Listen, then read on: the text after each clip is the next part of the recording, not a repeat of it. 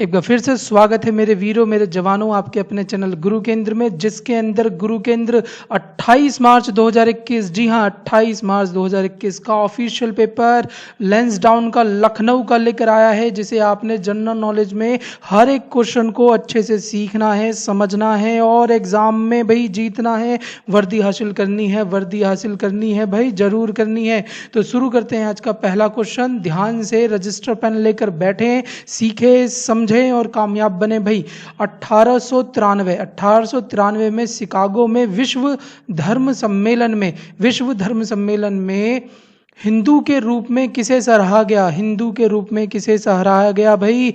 तो यहाँ पर सही आंसर जो होगा वो ए, स्वामी विवेकानंद। हाँ जी, स्वामी विवेकानंद इसका बिल्कुल करेक्ट आंसर होगा। बात करें स्वामी विवेकानंद की, तो स्वामी विवेकानंद ने रामकृष्ण मिशन की स्थापना की थी मेरे वीरों। रामकृष्ण मिशन की स्थापना अगर एग्जाम में पूछा जाए आपसे तो किसका नाम बताना है? तो स्वामी विवेकानंद का। और इनके गुरु का नाम भी रामकृष्ण ही था। इनके गुरु का नाम क्या था भाई? रामकृष्ण परमहंस।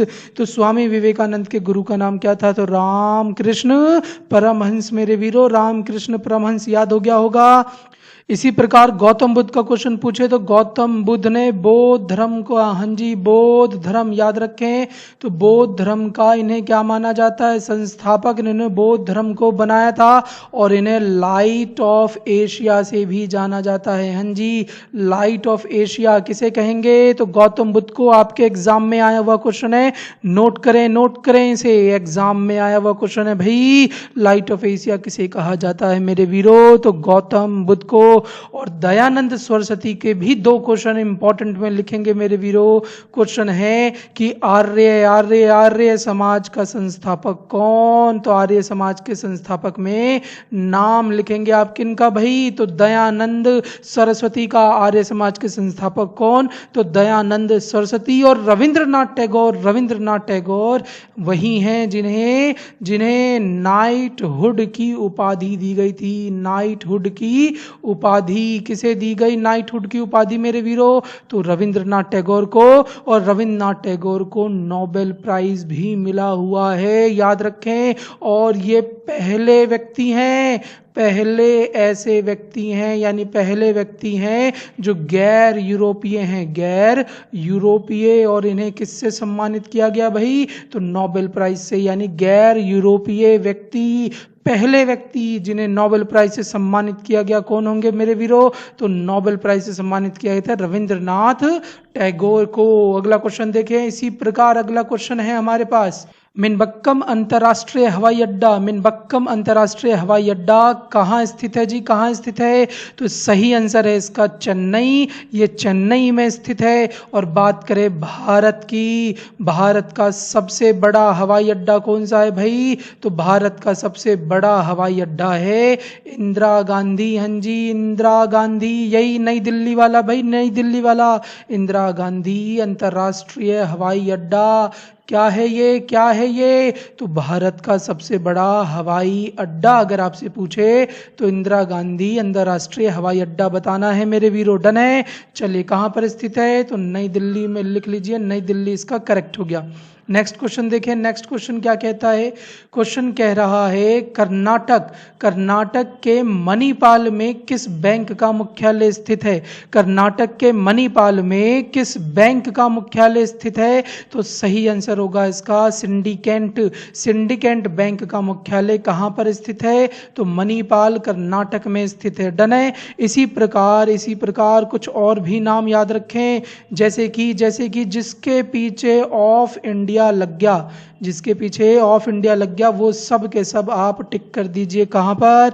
तो मुंबई। ऑफ इंडिया वाले सारे के सारे कहां चले जाएंगे? मुंबई। जैसे कि SBI, state bank of India, कहां होगा? मुंबई। ओहो, इसी प्रकार से आपका पूछे RBI मेरे वीरों, RBI, तो RBI भी कहां पर जाएगा? तो RBI भी आपको टिक करना है मुंबई में। मैंने आपको बताया जिसके पीछे क्या लग जाए? Of India. अच्छा, मुझे बताएं central bank of of India कहाँ होगा? Central bank of India. तो क्या इसके पीछे फिर इंडिया लग गया? हाँ जी, इसके पीछे फिर इंडिया लग गया, यानी ये भी होगा मुंबई में। मुंबई में बात समझ में आ रही है?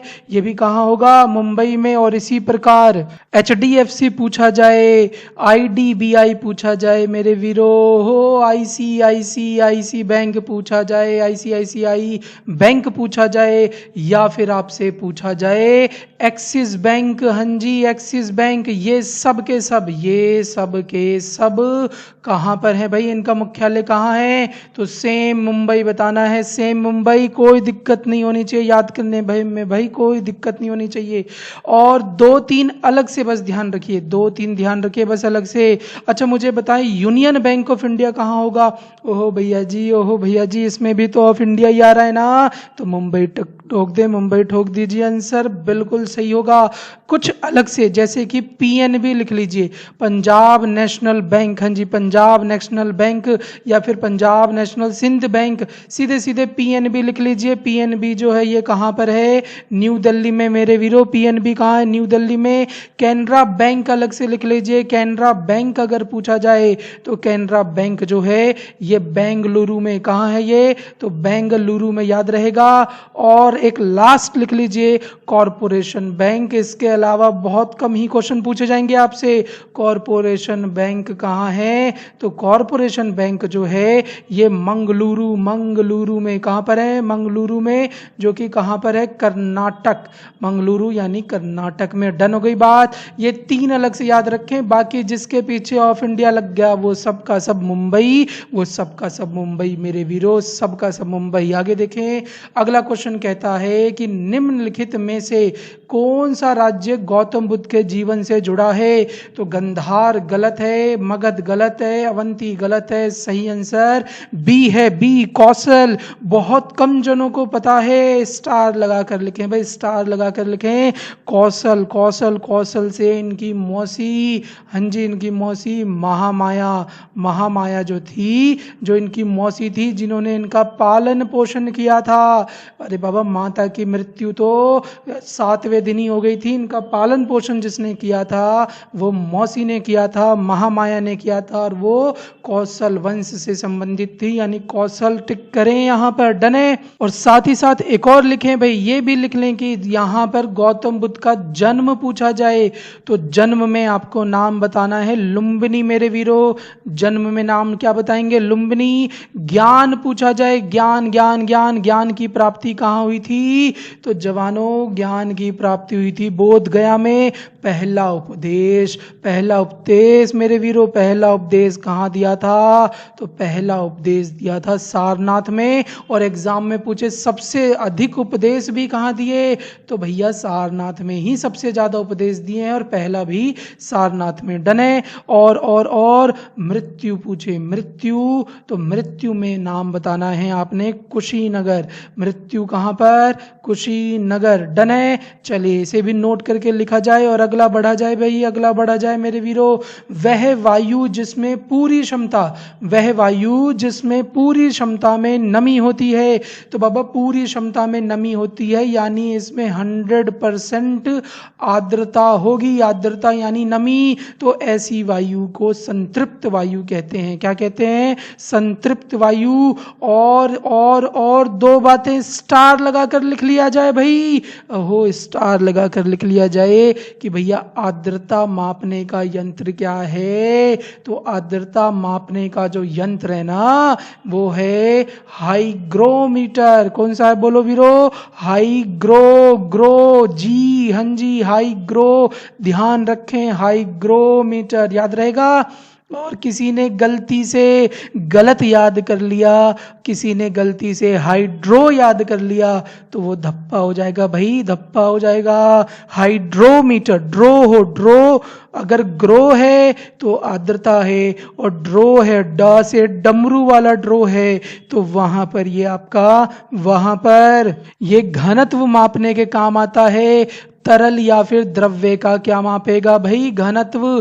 तरल या फिर द्रव्य का क्या मापेगा मेरे वीरों? घनत्व मापेगा, डेंसिटी मापेगा।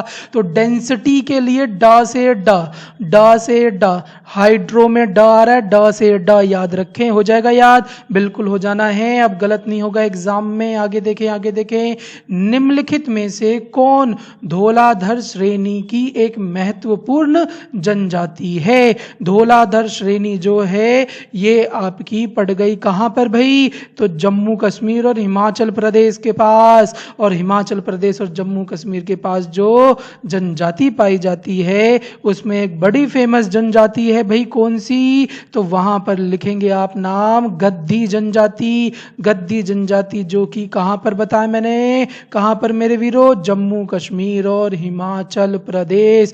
ये जरूर पूछ ले जाते हैं, याद रखें भाई, याद रखें इसे, डन है। और इसी प्रकार 2-3 जनजातियां और लिख लो। थारू पूछी जाए तो ये उत्तरी भारत की जनजाति है। कहाँ की है? उत्तरी भारत की। और भारत की सबसे बड़ी जनजाति, भारत की सबसे बड़ी जनजाति पूछी जाए मेरे वीरों, सबसे बड़ी जनजाति, तो सबसे बड़ी जनजाति में आप क्वेश्चन को ध्यान से पढ़कर टिक करेंगे। अगर 2011 के अनुसार पूछा जाए तो 2011 के अनुसार है भील। और अगर वर्तमान करके पूछे मेरे वीरों तो वहां पर बताना है गोंड। ओहो, 2011 के अनुसार पूछे तो भील और वर्तमान में पूछे तो क्या बताएंगे आप? गोंड। डन है, चलिए शाबाश। अगला देखें, अगला क्वेश्चन क्या कहता है? क्वेश्चन कह रहा है राज्यसभा सदस्यों का कार्यकाल। अरे बाबा, राज्यसभा के सदस्यों का कार्यकाल कितना होता है? तो राज्यसभा के सदस्यों का कार्यकाल कितना होता है? तो 6 वर्ष होता है मेरे वीरों, 6 वर्ष होता है। और किस किस का 6 वर्ष होता है? तो बाबा याद रखें, 6 वर्ष जो है वो सुप्रीम कोर्ट के न्यायाधीश का होगा और मुख्य न्यायाधीश का होगा। सुप्रीम कोर्ट के न्यायाधीश या फिर मुख्य न्यायाधीश की अगर बात करें तो उनका कार्यकाल भी 6 वर्ष होता है। और किनका होगा? हाई कोर्ट के भी न्यायाधीश और मुख्य न्यायाधीश का कार्यकाल 6 वर्ष ही होता है। ओह, मुख्य चुनाव आयुक्त मेरे बाबा, मुख्य चुनाव आयुक्त का भी कितना होगा मेरे वीरों? तो 6 वर्ष ही होगा। और कैग का लास्ट टाइम बताया था ना, कैग हंजी, नियंत्रक महालेखक परीक्षक का भी कितना होगा? तो वो आपका 6 वर्ष ही होगा। यूपीएसआई के अध्यक्ष का कितना होगा? 6 वर्ष होगा। यूपीएसआई के अध्यक्ष का भी 6 वर्ष ही होता है। डन है ना भाई, डन है। और कई बार आपसे इनकी अधिकतम आयु भी पूछ लेता है। तो अधिकतम आयु में ध्यान रखें, ये जिस पे मैं सर्कल लगा रहा हूं इनकी जो है वो 65 वर्ष होती है। कितनी होती है वीरो? 65 वर्ष होती है। दिख रहा है? अधिकतम आयु इनकी क्या होगी? तो 65 वर्ष हो जाएगी जी, 65 वर्ष हो जाएगी। याद रहेगा, इनकी आयु 65 वर्ष होगी, बाकी की 62 में डाल दीजिएगा। डन है। और 5 साल की बात की जाए तो 5 साल में लोकसभा होता है भाई। लोकसभा की अगर बात की जाए तो लोकसभा के सदस्य मेरे वीरों, लोकसभा के सदस्यों का कार्यकाल कितना होगा? 5 साल होगा। राष्ट्रपति के कार्यकाल की बात करें तो 5 साल। ओह, राज्यपाल के कार्यकाल की बात करें तो भी 5 साल। उपराज्यपाल की बात करें तो भी 5 साल ही होता है। कितना होता है? 5 साल। डन है। तो 5 साल और 6 साल में अब आपको डाउट नहीं होना चाहिए, इसे अच्छे से नोट कर लिया जाए भाई, नोट कर लिया जाए। डन है। और इसी तरीके से हमें हर एक क्वेश्चन पढ़ना है बाबा, एक ही बार पढ़ना है, लेकिन ऐसा बेजोड़ पढ़ना है ना भाई, ऐसा बेजोड़ पढ़ना है कि आगे से जरूरत नहीं पड़ेगी भाई, आगे से जरूरत नहीं पड़ेगी। डन है। चलिए शाबाश मेरे वीरों, आगे देखें आगे देखें। अगला क्वेश्चन कह रहा है कि भारत में सबसे बड़ी सिंचाई नहर कौन सी है? भारत में सबसे बड़ी सिंचाई नहर कौन सी है? तो भारत की सबसे बड़ी सिंचाई नहर है इंदिरा गांधी नहर, जिसे जिसे जिसे राज कैनाल से, मेरे सोना, राज कैनाल से भी जाना जाता है मेरे वीरों, राज कैनाल से भी जाना जाता है। और ये हरी के बांध, याद रखें, कहां से? हरी के बांध से बनकर चलती है, हरी के बांध से बनकर चलती है। और हरी के बांध जो हुआ ना बाबा, ये सतलुज, हाँ जी, सतलुज और व्यास के संगम पर है। सतलुज और व्यास के संगम पर कौन सा बांध बना है? तो हरी के बांध, जो कि पंजाब में है। कहां पर है? पंजाब में। डन है मेरे वीरों, पंजाब में है ये बांध। इसी तरीके से सर हिंद बांध पूछे तो ये भी पंजाब में ही स्थित है। डन है, चलिए शाबाश। अगला देखें। तो अगला क्वेश्चन है हमारे पास, दिल्ली की पहली महिला मुस्लिम शासक, हाँ जी, दिल्ली की पहली महिला मुस्लिम शासक कौन थी? तो यहाँ पर आपको लगाना है रजिया सुल्तान। जी हाँ, रजिया सुल्तान, जो कि इल्तुतमिश की, किसकी? इल्तुतमिश की बेटी थी। किसकी बेटी थी मेरे वीरों? इल्तुतमिश की बेटी थी। कौन? तो रजिया सुल्तान। ध्यान रखेंगे, बिल्कुल इल्तुतमिश की बेटी थी। कौन? तो रजिया सुल्तान। और ये पहली महिला, हाँ जी, पहली महिला मुस्लिम शासक थी दिल्ली की। आया हुआ है, एग्जाम में आया हुआ है, नोट करके लिख लिया जाए इसे। डन है। अगला क्वेश्चन देखें मेरे वीरों। अगला क्वेश्चन क्या है? तो अगला क्वेश्चन है, खासी और गारो जनजाति। ओहो, खासी और गारो जनजाति ये मेघालय की जनजाति है। इस नाम से पहाड़ियां भी पाई जाती हैं यहाँ पर। तो मेघालय में खासो और गारो जनजाति है। डन है, ये आप ध्यान रखें। और मेघालय को मेरे वीरों, मेघालय को पूरब का स्कॉटलैंड भी कहते हैं। तो अगर एग्जाम में पूछे पूरब का स्कॉटलैंड किसे कहा जाता है? तो मेघालय मेरे वीरों, मेघालय इसका करेक्ट आंसर होगा। डन है। अगला देखें। अगला क्वेश्चन कहता है कि प्रधान याम्योत्तर यानी कि प्राइम मेरिडियन वही है जिसे आप मानक समय से जानते हो। विश्व का मानक समय, हाँ जी, विश्व का मानक समय यानी ग्रीनविच टाइम, जीएमटी सुना होगा आपने, ग्रीनविच टाइम, हाँ जी, यहीं से विश्व का मानक समय बनाया गया है। और विश्व का मानक समय 0 डिग्री से बनाया गया है। तो इसका करेक्ट आंसर जो हो गया वो 0 डिग्री हो गया मेरे वीरों, 0 डिग्री। और भारत का मानक समय पूछे तो भारत का मानक समय जो है वो इलाहाबाद यानी प्रयागराज से होकर गुजरता है। और वो है 82.5 डिग्री। कितना है? 82.5 डिग्री। और एक नोट में स्टार लगाकर लिखेंगे अंतरराष्ट्रीय तिथि रेखा। अंतरराष्ट्रीय तिथि रेखा मेरे वीरों, अंतरराष्ट्रीय तिथि रेखा जो है वो कहते हैं किसे?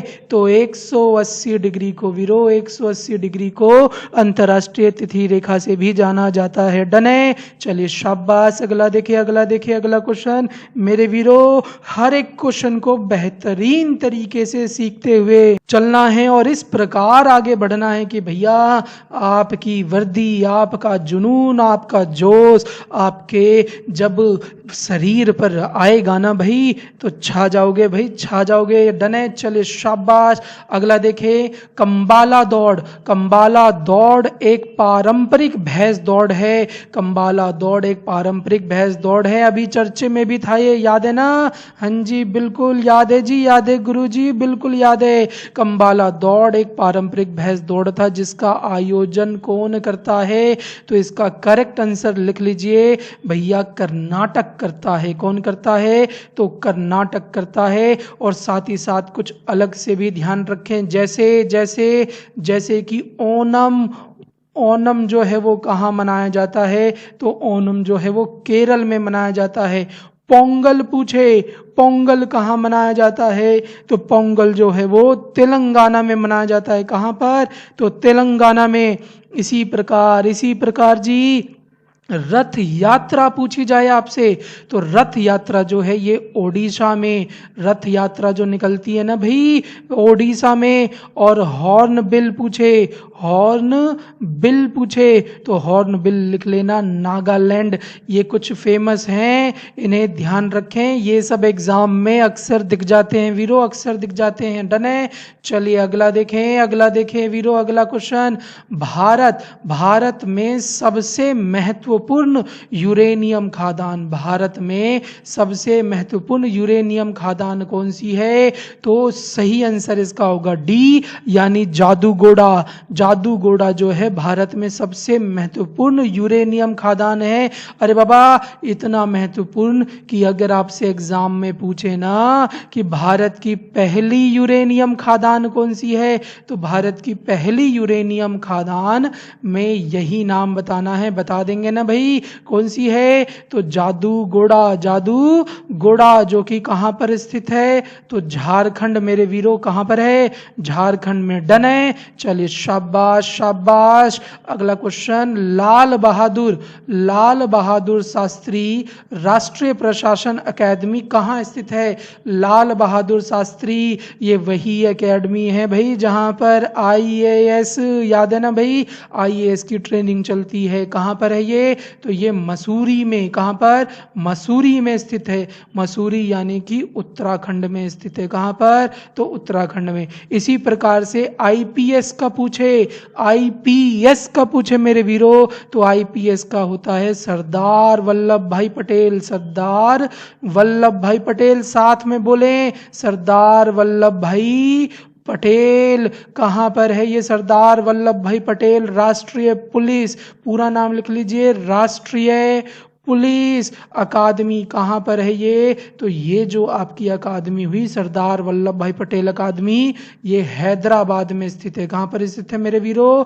हैदराबाद में। कहां पर? ओहो आवाज नहीं आ रही भाई, हैदराबाद में। और एक और लिखिएगा, इंदिरा गांधी, इंदिरा गांधी राष्ट्रीय वन अकादमी, इंदिरा गांधी राष्ट्रीय वन, हाँ जी वन अकादमी पूछे कहां पर है? तो इसमें करेक्ट आंसर जो आपको बताना है वो है भाई देहरादून। कहां पर है? देहरादून। यहां किनकी ट्रेनिंग होगी? तो आईएफओएस की होगी। किसकी? आईएफओएस की। डन है, तो आईपीएस की पता लग गई, आईएएस की पता लग गई। इसी प्रकार अगला देखें, अगला क्वेश्चन मेरे वीरों, अगला क्वेश्चन क्या है? कांग्रेस का पहला अधिवेशन, हाँ जी, कांग्रेस का पहला अधिवेशन कहाँ आयोजित हुआ था? तो कांग्रेस का पहला अधिवेशन जो है ये बॉम्बे में आयोजित हुआ था। कहाँ पर मेरे वीरों? बॉम्बे में। और ये हुआ था कब? तो 28 दिसंबर 1885 को, 28 दिसंबर 1885 को। और यही है कांग्रेस की स्थापना दिवस। याद रखें, कांग्रेस की स्थापना कब हुई? तो मेरे वीरों 28 दिसंबर 1885 को ही। किसने की? तो एओ ह्यूम ने की। एओ ह्यूम ने ही कांग्रेस की क्या की है भाई? स्थापना की है। और जो कांग्रेस का पहला अधिवेशन हुआ था, पहली बैठक हुई थी, उसमें अध्यक्ष पूछा जाए तो कांग्रेस अधिवेशन के पहले अध्यक्ष थे व्योमेश चंद्र चटर्जी। कौन थे? व्योमेश चंद्र चटर्जी। याद रहेगा? ओहो याद रहेगा ना भाई, याद रहेगा, बिल्कुल रहेगा। तो व्योमेश चंद्र चटर्जी जो हैं वो इसके पहले अध्यक्ष थे। और कांग्रेस जो नाम दिया था ना, भारतीय राष्ट्रीय कांग्रेस, ओह भारतीय राष्ट्रीय कांग्रेस जो कहा था वो भाई कहा था दादा भाई नरोजी ने। यानी इसका नामकरण किसने रखा था? तो दादा भाई नरोजी ने। मेन 3 चीजें ध्यान रखें, वो है कि भैया स्थापना किसने की? एओ ने। अध्यक्ष पहले कौन थे? व्योमेश चंद्र चटर्जी। और पहला अधिवेशन बॉम्बे में हुआ था। डन है, तो इसी प्रकार हमें हर सेट को डिटेल वाइज समझना है, सीखना है, बेहतर बनना है। मिलते हैं नेक्स्ट वीडियो में मेरे वीरों, जब तक के लिए जय हिंद, जय भारत।